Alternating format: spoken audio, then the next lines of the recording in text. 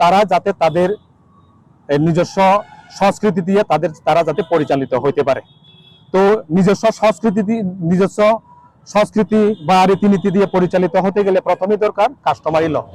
কিন্তু দীর্ঘ কয়েক দশক পেরিয়ে গেলেও একমাত্র জমাতিয়া সম্প্রদায়ের কাস্টমারি ল ব্যতীত অন্য কোনো সম্প্রদায়ের কাস্টমারি ল এখনো অনুমোদিত হয় নাই বা কতিপয় হয় নাই।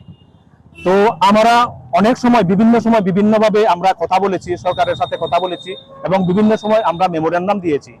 তো এরপর গত 2022 সালের ডিসেম্বর মাসের 28 তারিখ এডিসি অধিবেশনে 14টা কাস্টমারি ল সর্বসম্মতিভাবে পাশ করা হয় এবং সেই কাস্টমারি ল গুলা রাজ্য সরকারের এখানে রাজ্যপালের অনুমোদনের জন্য পাঠানো হয়।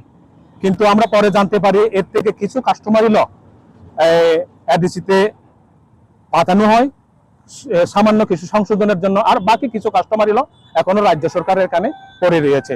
তো আমাদের দাবি যে সমস্ত কাস্টমারি ল গুলা গত এডিসি অধিবেশনে পাশ করা হয়েছিল ওই সমস্ত কাস্টমারি ল গুলা যাতে দ্রুত রাজ্যপালের অনুমোদন দিয়ে রাজ্য সরকার দ্বারা এই সমস্ত কাস্টমারি গুলো পাশ করা হয়। তো আমরা খুব আশাবাদী, আমরা সরকার ত্রিপুরা সরকার এবং এডিসি প্রশাসন খুব দ্রুত এই কাস্টমারি ল কডিফিকেশনের জন্য উদ্যোগ গ্রহণ করবেন, যাতে আমরা জনজাতি সম্প্রদায়ের লোক পরবর্তীতে কোনো বড় ধরনের আন্দোলনে যেতে আমরা বাধ্য না হই। আজকে তার জন্য কি করতে আসছে?